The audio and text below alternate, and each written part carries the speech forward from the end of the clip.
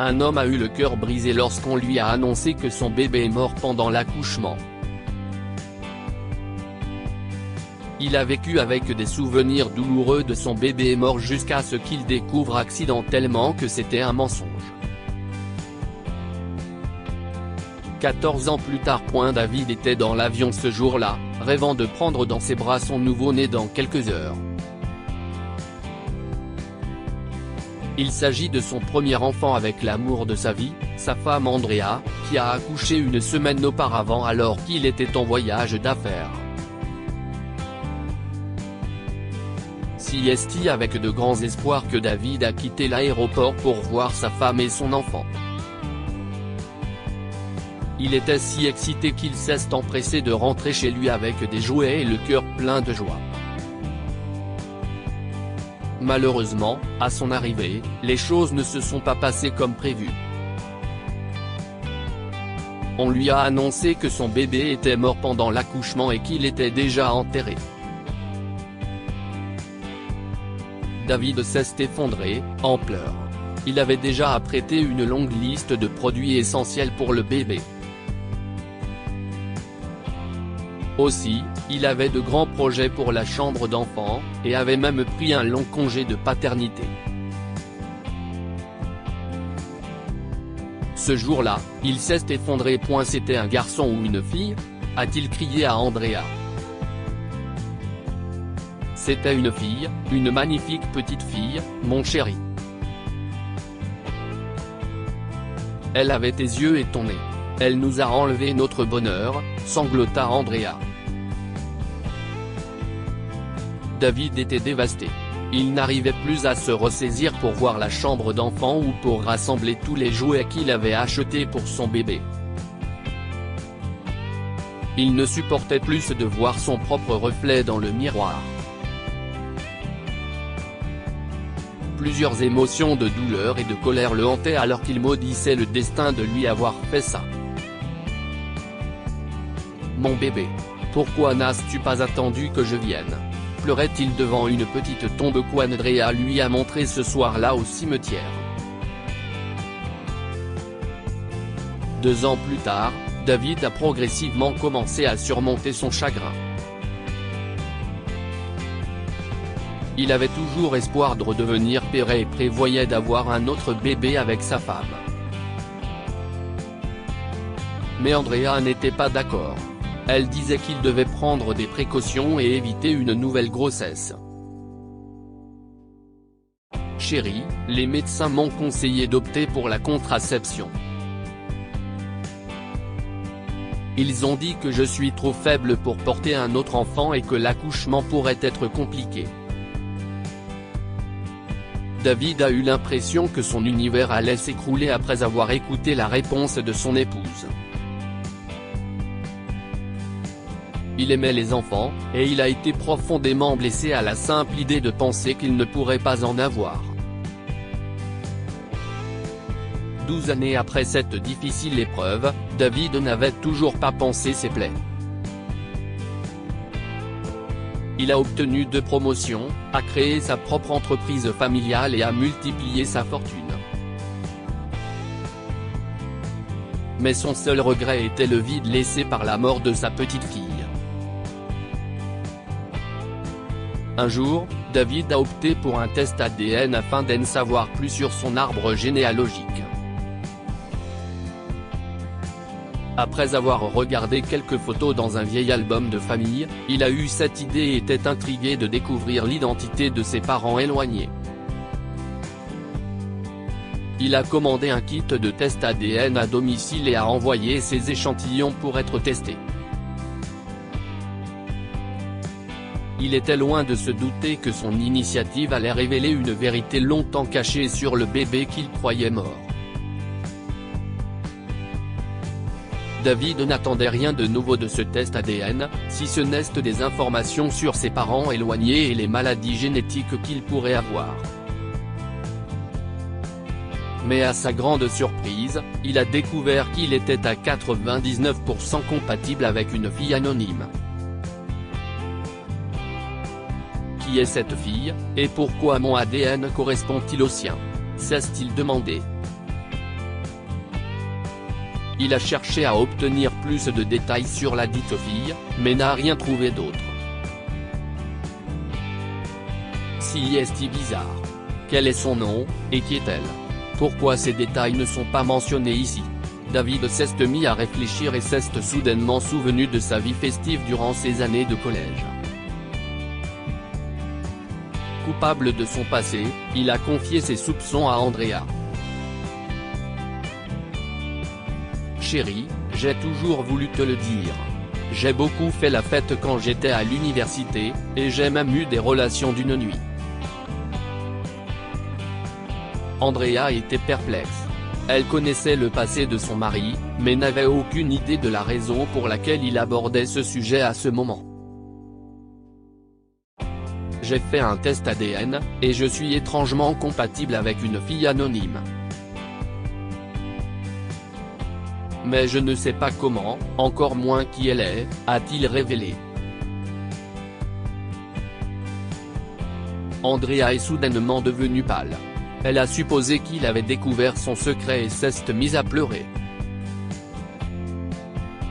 Chérie, s'il te plaît, pardonne-moi de t'avoir caché la vérité, a-t-elle sangloté. Quelle vérité? Je suis désolé. Notre fille est toujours en vie. Je l'ai donnée à l'adoption dès qu'elle est née parce que je ne voulais pas avoir d'enfant si tôt. Je n'ai jamais voulu d'enfant, mais cette grossesse était juste accidentelle. Je ne voulais pas m'engager, mais il était trop tard. Je voulais profiter de ma vie et m'amuser. Je sentais qu'avoir des enfants serait un blocage. Notre fille quoi? David était furieux. Il se rendit à l'hôpital où Andrea avait accouché et poussa l'infirmière à lui fournir des détails. Il s'avère que sa fille est née saine et sauve, et a été autorisée à sortir avec Andrea quelques jours après l'accouchement. Rouge de colère, David est rentré à la maison et a menacé Andrea de divorcer.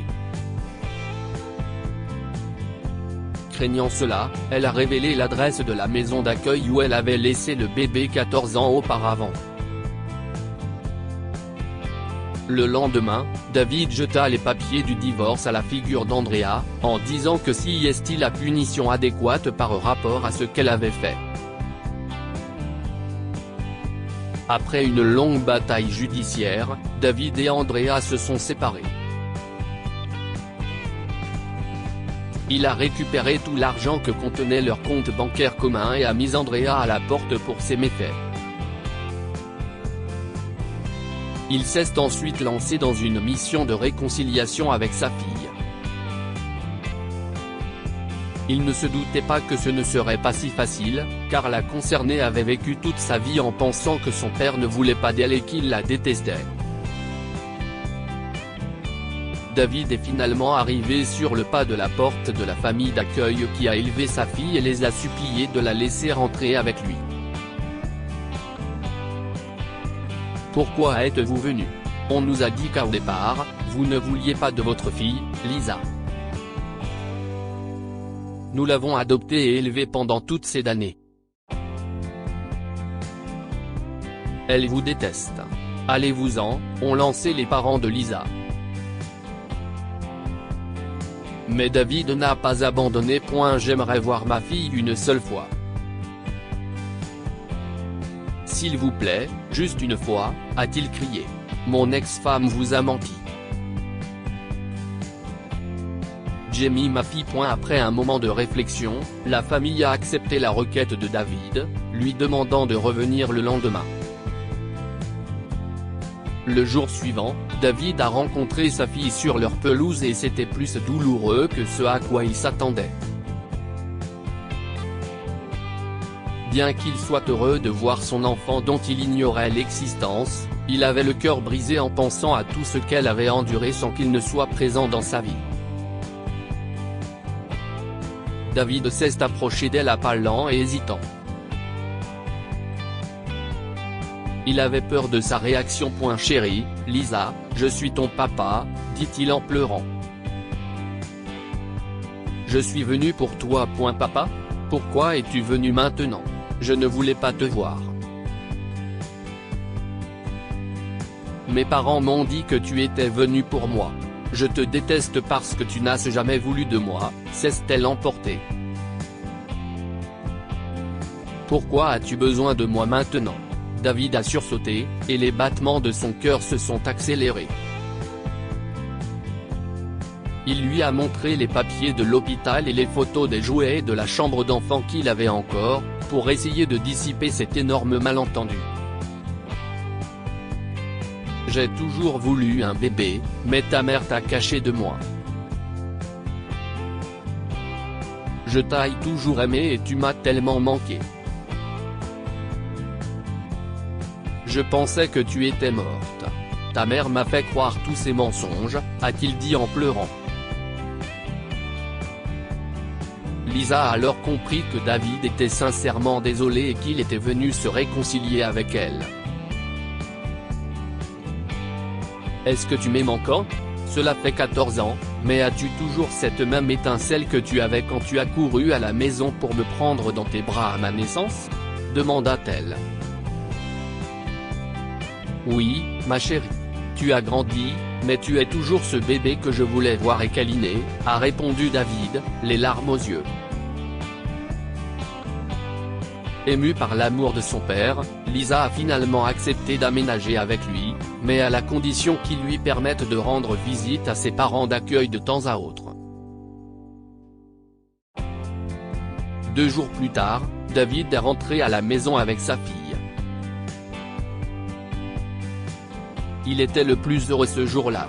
Lisa a fondu en larmes en voyant sa chambre d'enfant, que David gardait en souvenir. Je t'aime, papa, s'est-elle écriée en le serrant dans ses bras. Ce jour-là, David a versé des larmes de joie. Que pouvons-nous apprendre de cette histoire? Les enfants ne sont pas des matériaux que l'on peut abandonner quand on veut. Andrea a donné son nouveau-né en adoption et a caché l'horrible vérité à son mari David pendant 14 ans. Lorsqu'il l'a découvert, elle a avoué qu'elle ne voulait pas avoir d'enfant et ruiner son style de vie fait de fête. Certains secrets peuvent faire ou défaire une relation lorsqu'ils sont révélés de manière inattendue. Lorsque David a découvert que sa femme avait menti sur la mort de leur bébé, il a demandé le divorce. Son mariage a pris fin, mais il s'est réconcilié avec sa fille dont il ignorait l'existence. Cette histoire est inspirée de la vie quotidienne de nos lecteurs et rédigée par un écrivain professionnel. Toute ressemblance avec de véritables noms ou lieux est une pure coïncidence. Toutes les images sont utilisées uniquement à des fins d'illustration. Partagez votre histoire avec nous. Elle changera peut-être la vie de quelqu'un. Si vous souhaitez partager votre histoire, envoyez-nous un mail à info@amomama. Abonnez-vous à Amomama sur Google News.